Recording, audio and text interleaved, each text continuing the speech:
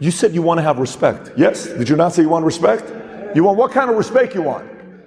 You want to go to a family gathering? Anybody's been to a family gathering or a party or Thanksgiving? You knock on the door. Oh, hey John, can you go around? Everybody's in the back. They ignored you. You like that? Now, you're somebody, you walk to the party, you knock. Oh, it's Ricky and Erica. How are you, man? How you doing, Erica? How you feeling? Oh my gosh, can I get you a drink? What, guys, what would you like? Anything, just tell me what you like. I got you, come here. Hey babe, can we get a meatloaf? Meatloaf, Mom, put meatloaf for these guys. Different treatment, same party. You walk in, you're ignored. You walk in, everyone stops. I remember I used to go to this WAMU. Minus $49,000 in the bank. I'd go to this WAMU. Here's how the teller was. Yes, I'd like to make a $200 deposit. Can you please fill out the slip? We're really busy today. Just fill out the slip. You're good. Good? Okay. Next. So I said, okay. I don't like the way she looked at me.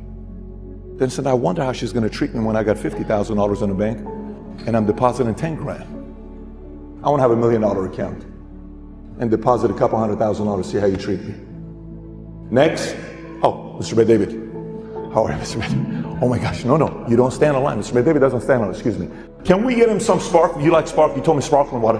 How's everything? How you doing? Can we help you out with anything? Mr. Bay David? Mr. Bay David? So I went to the WAMU place on Ventura who treated me like crap. I said, I'm gonna pull the biggest flipping prank on you.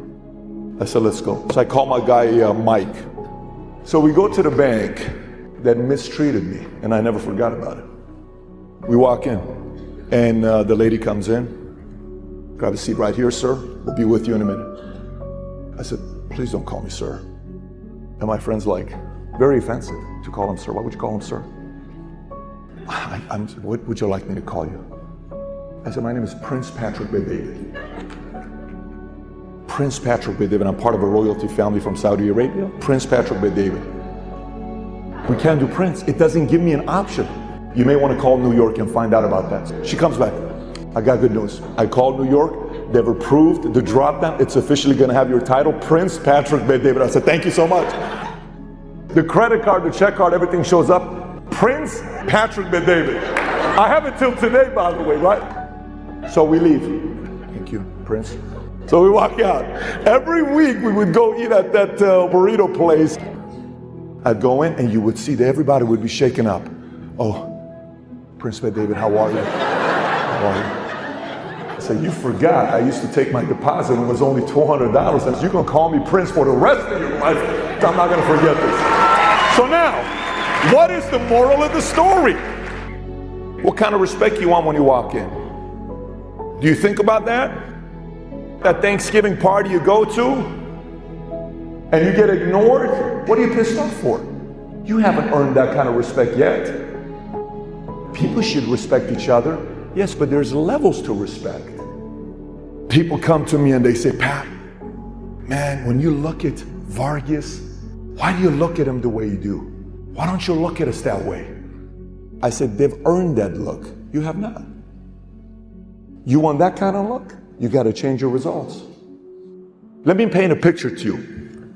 The levels of respect also happen with parenting and kids. There's not a kid that doesn't love their parents, but there's levels to parenting. There's kids who look at their parents this way. My dad's my hero. I won't be like my dad when I grow up. And they look up at their parents. And it's such a priceless feeling, but you can't buy that and force your kids to respect you. And one day you're going to say the smallest thing, they're going to snap at you. Your life is not all about money. They're going to say, Mom, I am so sick and tired of your bullshit. You watch novellas every freaking day. You complain about every single person. I watched you over and over again acting like a victim. I wish you would have watched fewer movies and fewer shows and all these Netflix. And I wish, Dad, you would have worked a little bit harder. If you would have worked a little bit harder, I could have been a doctor today.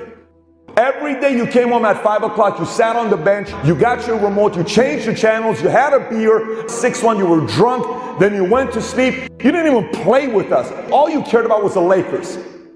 You're full of it, you're so lazy.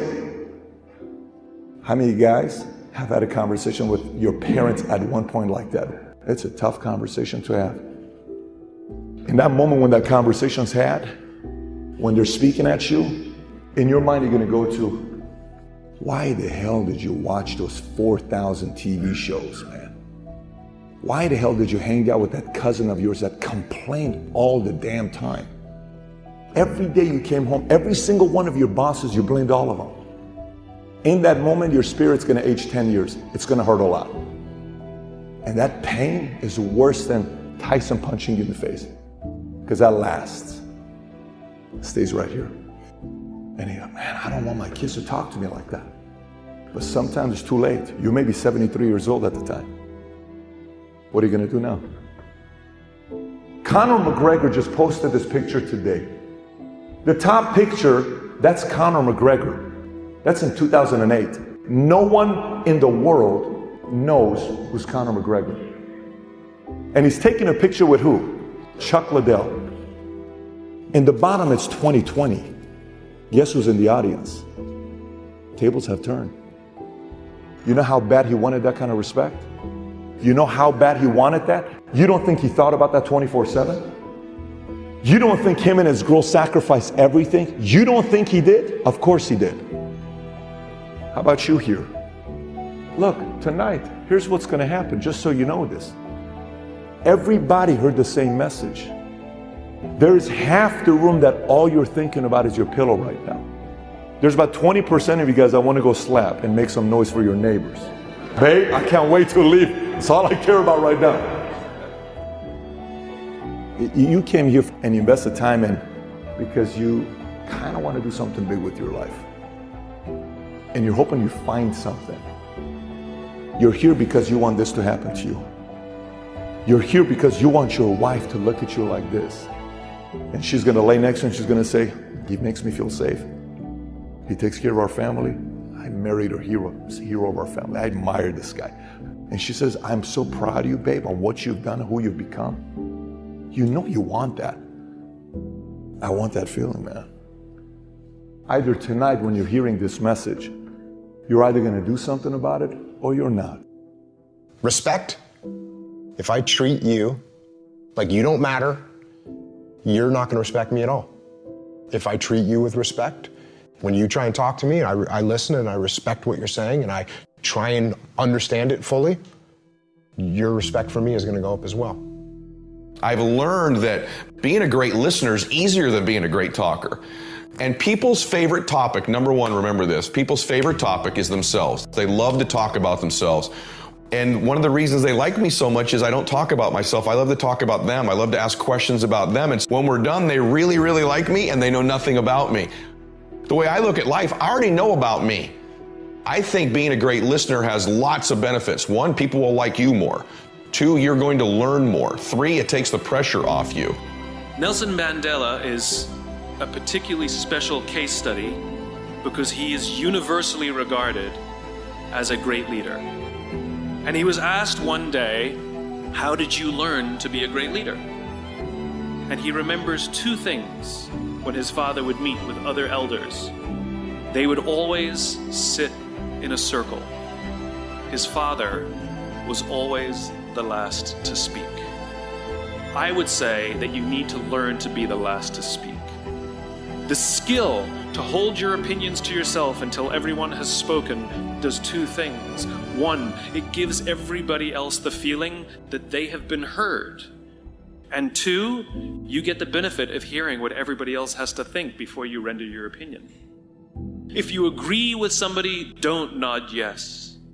If you disagree with somebody, don't nod no. And at the end, you will get your turn. Practice being the last to speak. That's what Nelson Mandela did.